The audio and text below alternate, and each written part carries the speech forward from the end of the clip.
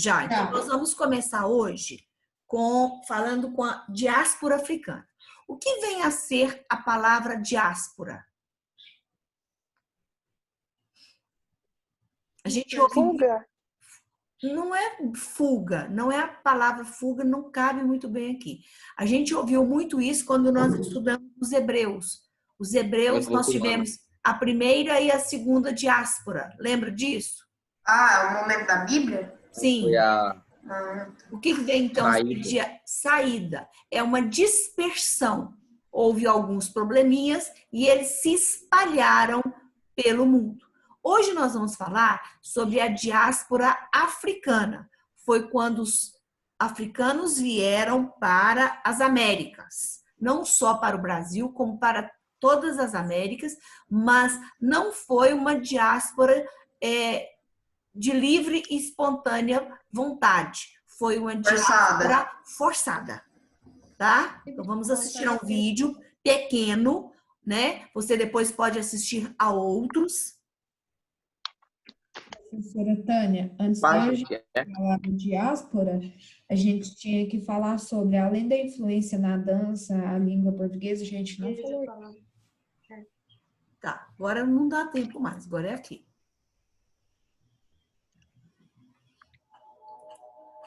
O termo diáspora tem a ver com dispersão e refere-se ao deslocamento forçado ou não de um povo pelo mundo. A diáspora africana é o nome dado a um fenômeno caracterizado pela imigração forçada de africanos durante o tráfico transatlântico de escravizados. Junto com seres humanos, nestes fluxos forçados, embarcavam nos tumbeiros, navios negreiros, modos de vida, culturas, práticas religiosas, línguas e formas de organização política que acabaram por influenciar na construção das sociedades, as quais os africanos escravizados tiveram como destino. Estima-se que durante todo o período do tráfico negreiro, aproximadamente 11 milhões de africanos foram transportados para as Américas, dos quais em torno de 5 milhões tiveram como destino o Brasil. Ao embarcar nos navios, eram obrigados a deixar para trás sua história, costumes, religiosidade e suas formas próprias de identificação. Muitos morriam antes de chegar ao Brasil e seus corpos eram deixados no mar.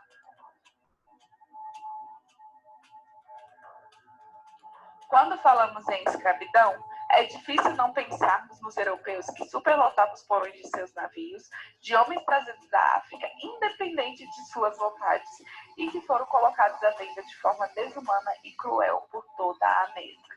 Eram legitimamente definidos como um produto, um objeto. No Brasil, a escravidão teve seu início na primeira metade do século XVI. Os portugueses traziam os escravos de suas colônias na África para utilizar como mão de obra escrava nos engenhos de açúcar da região nordeste do Brasil. Trabalhavam excessivamente, de sol a sol, recebiam uma alimentação precária e suas roupas eram trapos.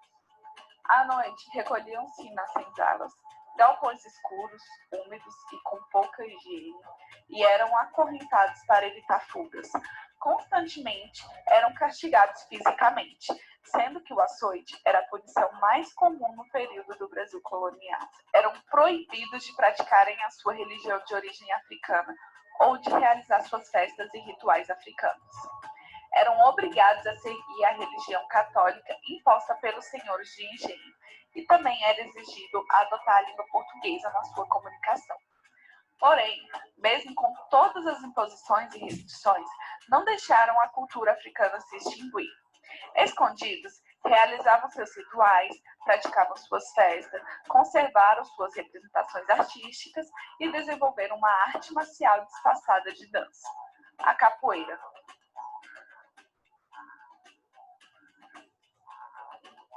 No período conhecido como Século do Ouro, alguns escravos conseguiam comprar sua liberdade após adquirirem a carta de alforria. Juntando alguns trocados durante toda a vida, conseguiam a liberdade. Entretanto, as poucas oportunidades e o preconceito da sociedade acabavam fechando as portas para essas pessoas. O negro, porém, reagiu à escravidão, buscando uma vida digna. Neste período, era comum as revoltas nas fazendas, em que grupos de escravos fugiam, formando nas florestas os quilombos.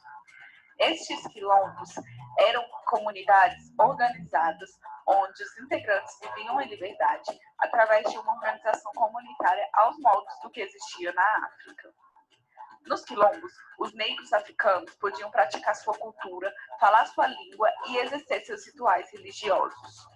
A diáspora, neste sentido, constituiu um processo complexo que envolveu a promoção de guerras em África e a destruição de sociedades. Captura de homens, mulheres e crianças. Travessia do Atlântico, que durava em média 40 dias. A inserção brutal em uma nova sociedade. Lutas por liberdade e sobrevivência e a construção de novas identidades. As sociedades construídas com base no processo de diáspora africana, apesar das marcas estruturais decorrentes do passado escravocrata, conectam-se social e culturalmente, seja por meio da história e deste passado comum, das manifestações artísticas, da ciência, da religiosidade. Assim, a diáspora não é apenas sinônimo da imigração à força, mas também uma redefinição identitária, ou seja, a construção de novas formas de ser, agir e pensar no mundo. Os castigos físicos e o sofrimento fizeram parte da vida de homens e mulheres escravizados, mas as lutas diárias, os novos elos afetivos, os vínculos familiares também.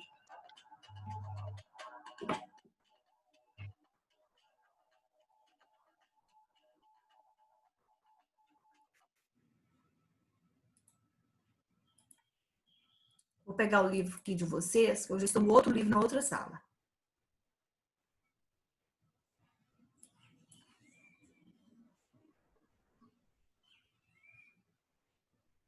Professora? Sim. Esse capítulo vai cair na prova? Vai. Certo. Só para saber. Vai sim. Era o único capítulo que tinha como cair, né? O outro a gente fez na prova passada. Porque a gente não sabe como que vai ser o andar, então ele já fica...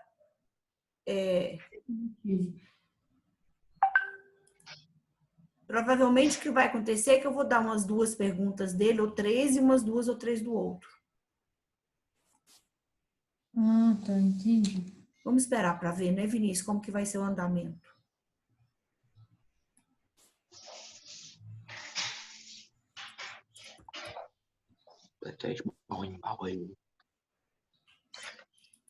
A gente está na página dos exercícios ou na página antes dos exercícios, porque só falta exercício para a gente acabar.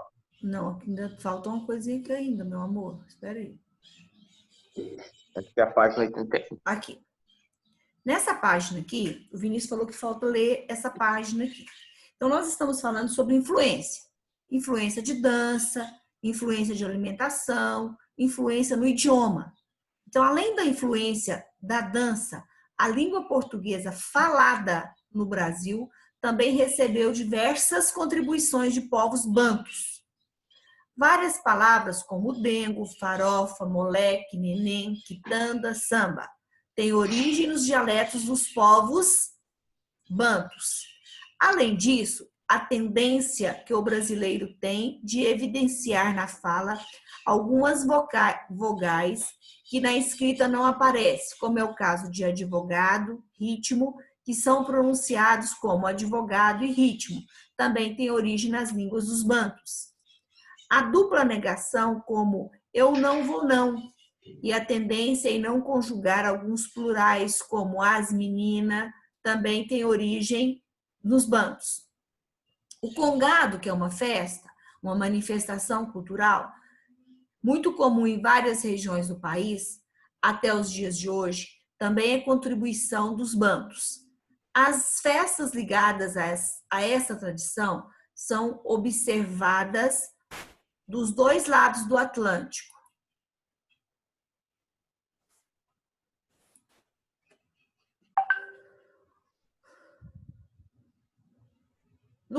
No Brasil e na África. No continente africano, esses ritmos eram a celebração do poder do rei ou dos reis do Congo.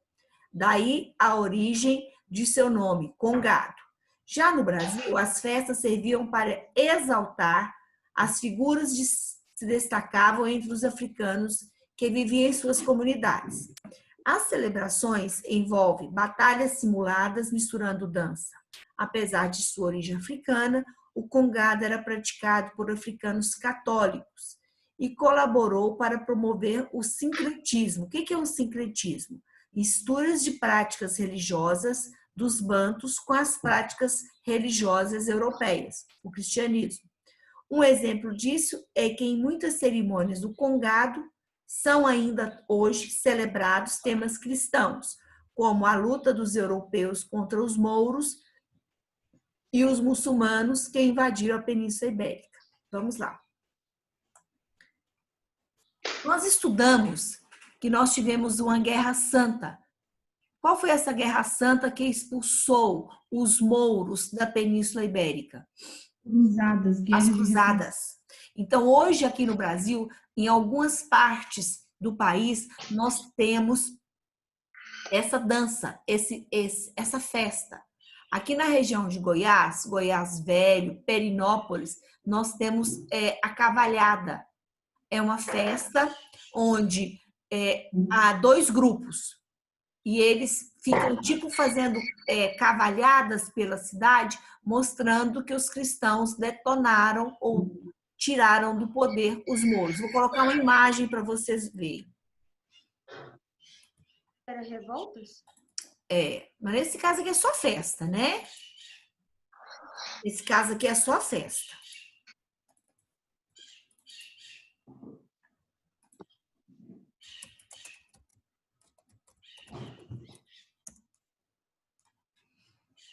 Só um pedacinho para a gente ver. Bem pequenininho. Tá bom.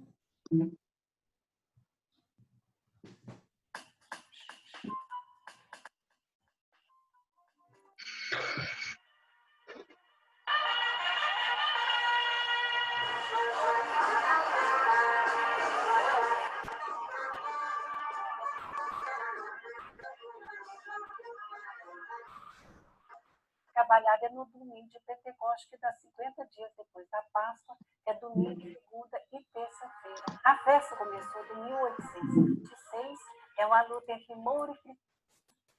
Espera aí, pessoal. Mouros usa roupa vermelha e cristão roupa azul. O cristão representa os 12 pares da França, que é uma luta que aconteceu na época do Carlos Magno, no ano de 800, que os mouros foram invadir a Península Ibérica, foram invadir Portugal e Espanha. E a briga era sempre a briga dos deuses. Na embaixada, você vai ver, por exemplo, na embaixada, o razoado dos reis, os reis se encontram no campo, no final, na embaixada, e basta, ele disse, basta. Vamos para o campo pelejar. Vamos ao campo da batalha pelejar. A lei do vencedor será firme e valiosa. A do vencido, falsa, infame e mentirosa. A lei do vencido será infame e mentirosa. E outra gloriosa. Que a tradução lógica é essa, que o Deus verdadeiro não perde a guerra. São 3 dias de cavalhada. A gente corre no campo. Temos o campo das cavalhadas, onde a gente faz essas apresentações. No domingo, tem as embaixadas, que é onde conta a história do que realmente a gente vai representar. Na segunda-feira, tem o batismo, né, onde tem a rendição dos mouros. Então, também é retratado isso lá no campo. E na terça-feira, que é o último dia de cavalhada, temos mais umas competições, pode assim dizer. O terceiro dia é uma coisa até bom para nós, cavaleiros, porque já acabou aquela que a gente tem nos primeiros dias, a gente tem que correr até mais com o rosto mais fechado para mostrar que a gente está numa briga mesmo, assim. E já no terceiro dia, a gente já está mais aberto, porque já aconteceu a festa, já é mais brincadeira. Inclusive, a primeira carreira do terceiro dia, ela se chama Florão, que a gente faz uma troca de ramos lá de flores, e já justamente falando sobre... Viram, pessoal? Então, isso aqui existe no Brasil até hoje, é muito comemorado. Nesse período, essas cidades recebem visitantes, recebem até do exterior para apreciar essa festa da cavalhada. Vamos lá. Vocês estão me ouvindo? Sim. Sim, porque eu estava ouvindo um comunicado aqui. Vamos lá. Agora, no nosso livro, eu vou pedir para a Manuela começar a falar sobre a diáspora africana. Eu só vou fechar a janela. Pode começar, Manuela. Diáspora africana. Você sabe o que é? O termo diáspora tem a ver com a dispersão e refere-se ao deslocamento, forçado ou não, de um povo pelo mundo. Foi largamente utilizado para nomear os processos de dispersão dos judeus entre os séculos 6 a.C. e o século 20, perseguições na Europa. Além da diáspora judaica, outros processos diásporicos são importantes para a compreensão das relações históricas e sociais entre os povos ao longo do tempo. Nesse sentido, é importante para nós, enquanto brasileiros e latino-americanos, destacar a diáspora africana. A diáspora africana é o nome dado a um fenômeno caracterizado pela imigração forçada de africanos durante o tráfico transatlântico de escravizados. Junto com seres humanos, nestes fluxos forçados, embarcavam nos tumbeiros, que são os navios negreiros, embarcavam os modos de vida, as culturas, as práticas religiosas, as línguas e formas de organização política que acabaram por influenciar na construção das sociedades, as quais os africanos escravizados tiveram como destino. Estima-se que durante todo o período do tráfico negreiro, aproximadamente 11 milhões de africanos foram transportados para as Américas, dos quais em torno de 5 milhões vieram para o Brasil. Compreende-se que a diáspora africana foi um processo que envolveu uma migração forçada, mas também redefinição identitária, uma vez que estes povos, os balantás, os manjacos, os bijagós, os mandingas, os jeses, os haussás, os iorubás, provenientes do que hoje são Angola, Benin, Senegal, Nigéria, Moçambique, entre outras, apesar do contexto da escravidão, reinventaram práticas e construíram novas formas de viver, possibilitando a existência de sociedades afrodiaspóricas como Brasil, Estados Unidos, Cuba, Colômbia, Equador, Jamaica, Haiti, Honduras, Porto Rico, República Dominicana, Bahamas, entre outras. O que disse até aqui? Disse que houve uma diáspora forçada. Forçou quem? Forçou os africanos. Né? Por isso chama tráfico. Tráfico é algo errado, fora da lei. E foram traficados vários milhares de africanos para toda a América, do Norte, Central e do Sul. Quando eles saíam dos seus locais de origem, eles deixavam para trás tudo que tinha lá. O pai, ou a mãe, ou o filho, ou a esposa, ou o marido, ou o parente, isso já ficava. E deixava para trás muitos dos seus costumes, né? A comida, deixava para trás a sua religião, as suas danças, mas ele também trazia. E, de alguma forma, quando ele trouxe, ele vai influenciar a cultura brasileira. Quando ele chega aqui, aos poucos, alguns vão conseguir implantar essa cultura afro aqui no Brasil. Como nós temos o vatapá, o cuscuz, o acarajé, as festas baianas, né? As festas de maracatu, as festas de congado, e assim a capoeira. Então, muitos deles conseguiram trazer essas culturas para influenciar o povo daqui. Pode continuar, tia Tânia, o Otávio.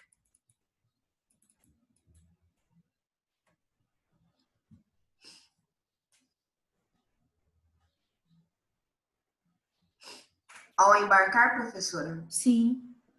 Ao embarcar nos navios negreiros, Jerjes, Iorubás e tantos outros eram obrigados a deixar para trás sua história, costumes,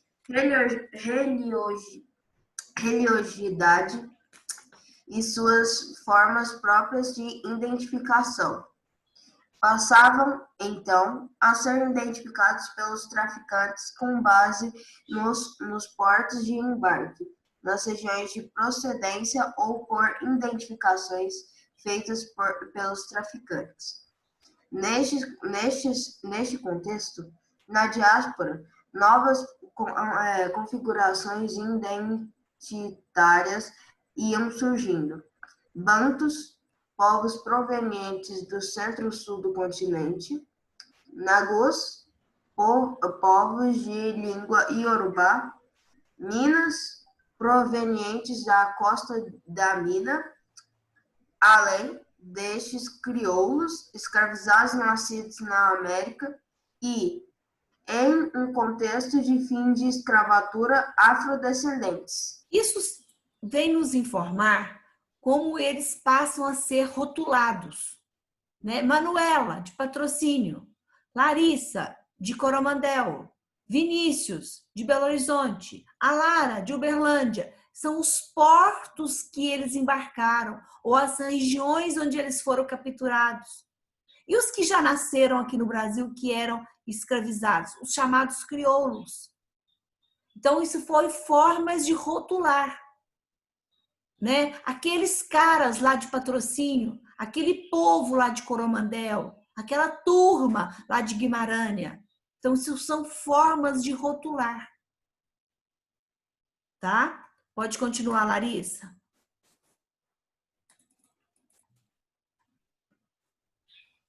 A diáspora? Sim.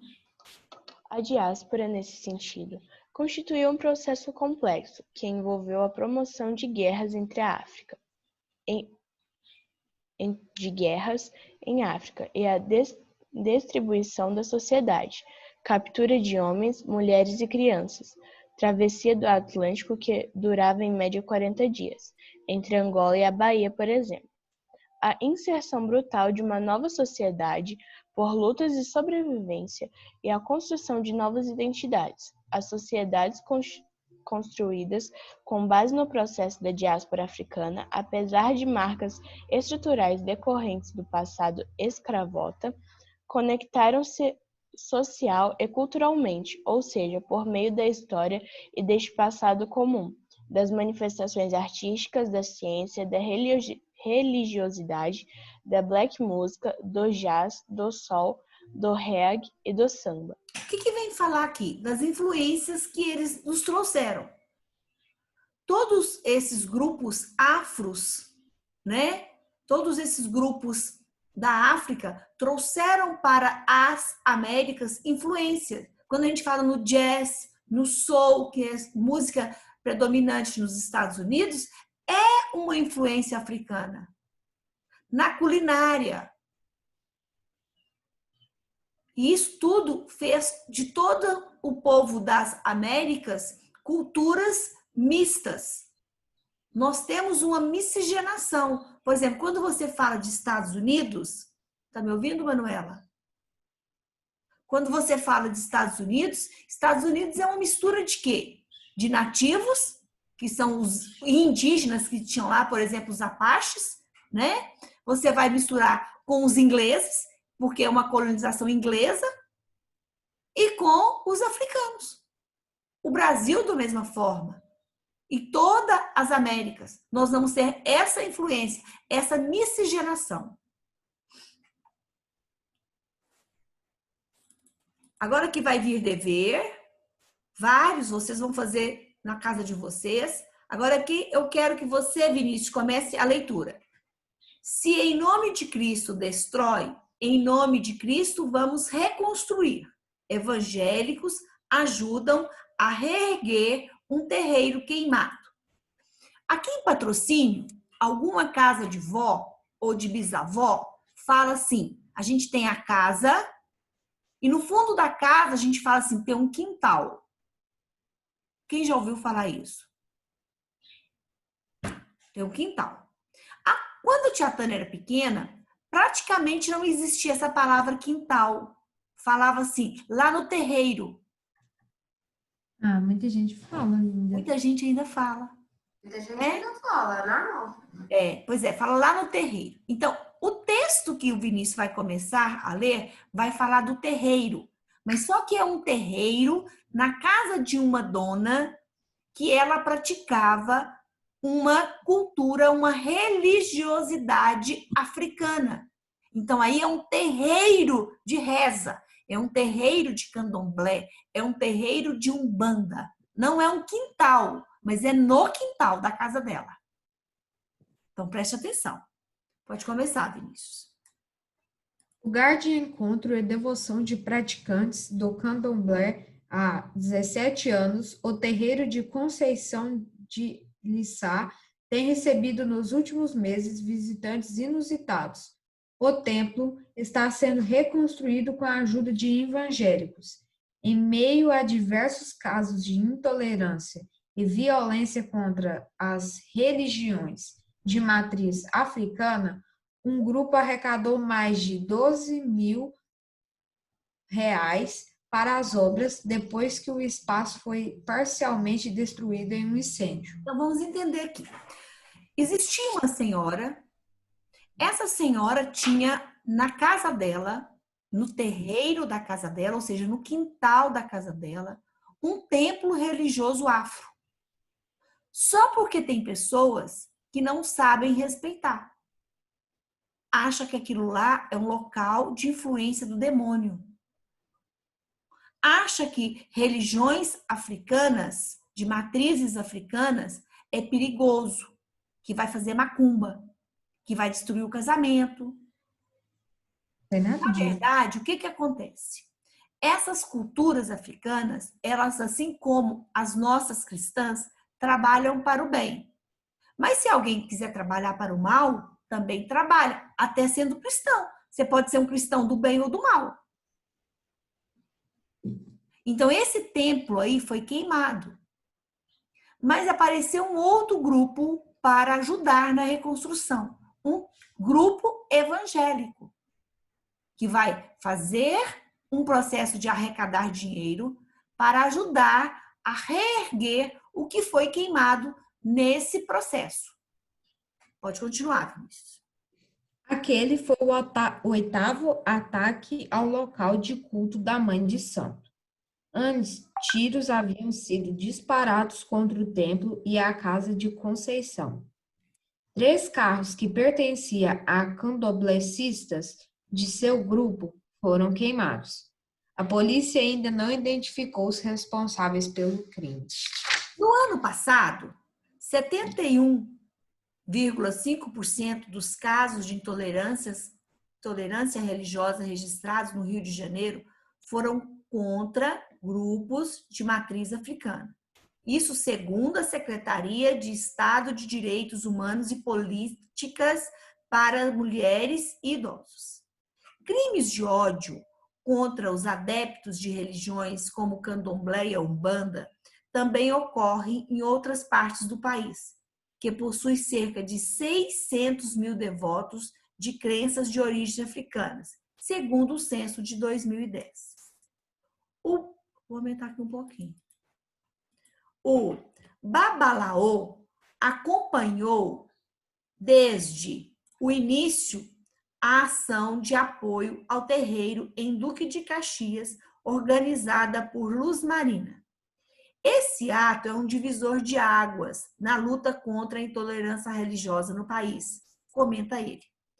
A entrega do dinheiro, com o maior aporte vindo de fiéis da igreja cristã, que é evangélica, foi celebrada no final do ano passado com a cerimônia interreligiosa no terreiro de Conceição. Então, já reconstruíram o templo e agora fizeram uma celebração. Alguns dos que participaram tiveram de enfrentar críticas e ameaças, principalmente pela internet e nas redes sociais. A discriminação, no entanto, não é exclusiva de grupos extremistas. os próprios voluntários que acompanharam Luz Marina na preparação do terreiro para as obras admitiram que em determinado momento da vida chegaram a ter uma visão negativa em relação às religiões de matriz africanas e que acreditavam que eram ligadas ao mal. O candomblé sofre preconceito desde que era a religião professada pelos nossos antepassados, que vieram para o país escravizados, comenta Conceição. As pessoas hoje endemonizam o candomblé como se tivéssemos uma relação estreita com essa figura chamada diabo, sem saber que o diabo não faz parte do nosso panteão de divinizados. É uma visão eurocristã que nada tem a ver conosco. Ela está dizendo que lá no terreiro dela, ela não faz mal, que ela não professa o mal, que ela não tem envolvimento com o mal, que ela professa o bem. E que isso tem uma influência dos europeus quando fala eurocristã, eurocentrismo, eurocristã, onde eles valorizam muito o cristianismo e diminuem tudo que não é cristão.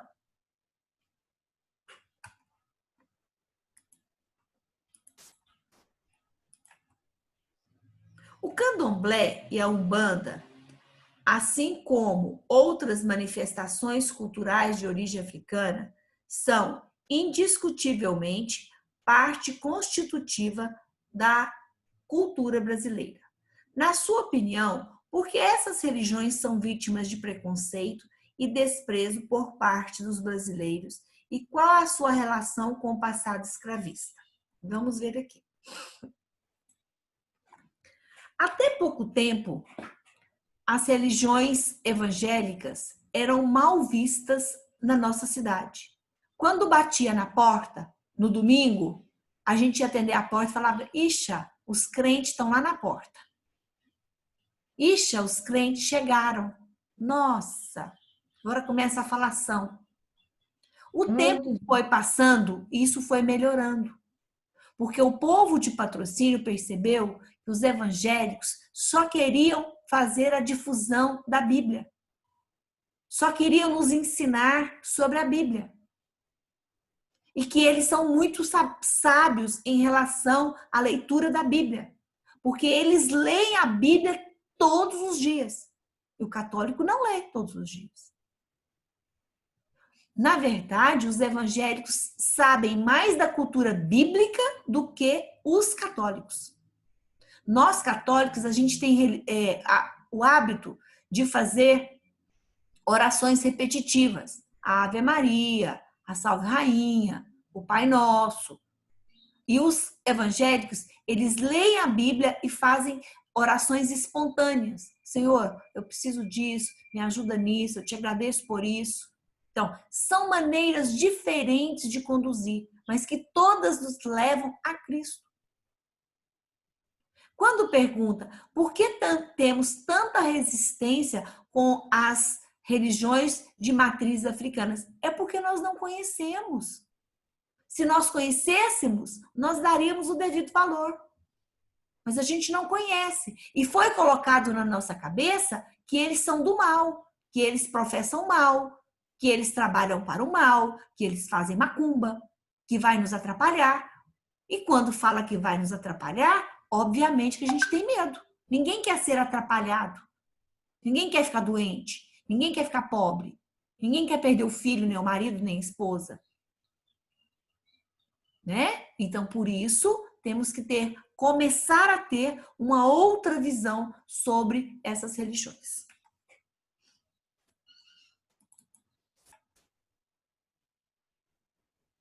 Aqui na página seguinte, vão vir deveres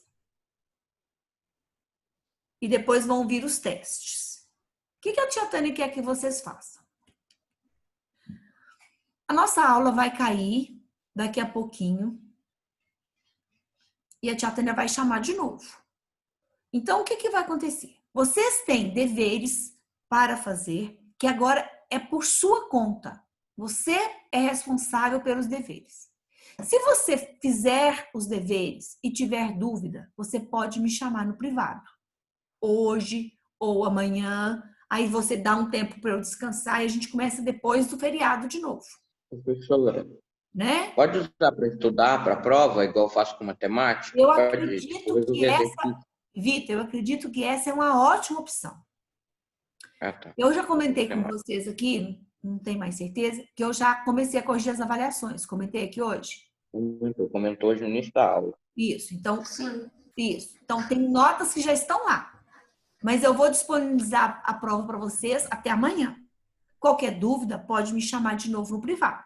Até amanhã. De sábado para frente, deixa eu descansar. Aí depois vocês me chamam depois de novo, sem problema. Toda pessoa merece um Eu estou descanso. aqui para tirar qualquer dúvida sua. Qualquer. Tá? As notas da sala de vocês, todas já estão lá. Da sala de vocês está tudo lá. Só falta de disponibilizar a prova. Tá? Mas para olhar o segundo semestre. Mas o tal, ele tá com problema. Ele tá bugado. Não sei. Então tem que O esperar professor... Mas o toda professor aula